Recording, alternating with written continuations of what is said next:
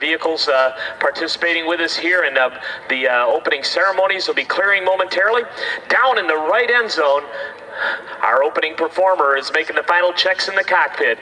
Flying that big red and white biplane today is Susan Dacey. She comes to us from Harvard, Illinois. She has amassed over 34,000 hours of flight time. She is international captain for a major U.S. airline, and she flies recent trips were to London, but now she's flying this big Steerman biplane.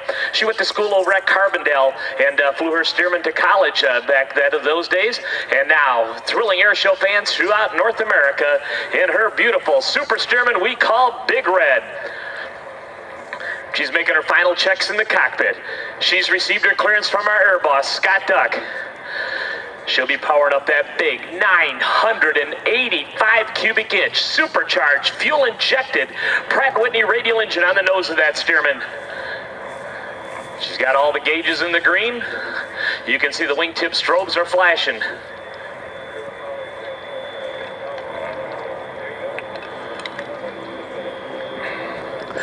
All right, ladies and gentlemen, let's go barnstorming. The power's coming up. She's light on the tires at 60 miles an hour after only rolling about 250 feet. And now, ladies and gentlemen, give a great big hand and a welcome to Susan Dacey, barnstorming America in Big Red. Now Susan extends to her show left. Look at that smoke just explode off the pavement as she pulls that stick back in her lap. Right down on the deck, she goes straight up and across the top, hanging by her seatbelts and shoulder harnesses at 300 feet. She executes a Cuban H now turnaround. Ladies and gentlemen, let's hear it for Susan Dacey. Now she comes right back down the show line there. See that beautiful blue Cape Girardeau sky. Look at the sunshine on that. It's the classic barn stormers. Dacey in Big Red. Now she goes in that right end zone, straight up in the vertical out there.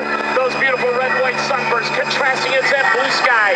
Hammerhead turn and she steps on that left rudder pedal, diving straight back down to the ground. The altimeter winds down, the airspeed winds up, and the ground gets really big in the wind. Go right. Now the nose comes up and the wings go round as she rolls right down our show line. Ladies and gentlemen, barnstorming America, Susan Dacey and Big Red. As you watch her perform today, you'll notice that you can very easily determine whether she's upside down or upside right.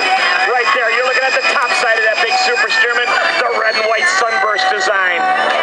As she rolls that airplane inverted, you'll see the checkerboards on the bottom side of the aircraft. Now she extends from air show left. She's looking at about 175 miles an hour on the airspeed indicator. There's the checkerboards as she rolls Big Red right down our show line. Hanging by her seatbelts and shoulder harnesses, she exits stage right. Ladies and gentlemen, Susan Dacey.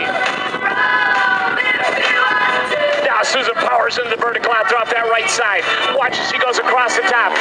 That roar you hear, ladies and gentlemen, about 5% of that is actually exhaust. About 95% of that sound is that big 100 propeller when it is being spun at about 2,400 RPM. Like that's where Susan got the throttle push forward to. Final 4-inch reach prompt to.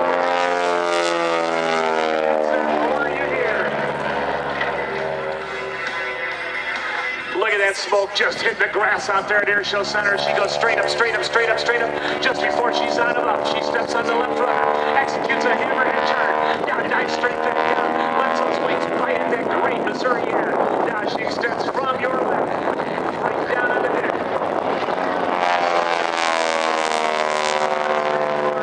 Year of aviation. That time when aviation was new, a romantic time frame when young aviators, having gotten their first taste of flying in World War I, when they learned to fly in airplanes named Jenny and Standard, and they went on to fly in Europe in airplanes with names like Sopwith and Newport. Well, when they came back at the end of the war, you're talking less than 20 years after the time the Wright brothers first flew at Kitty Hawk. Well, they wanted to keep flying, but of course it wasn't United Airlines or American Airlines to work for. So the young aviators had to come up with some branded business.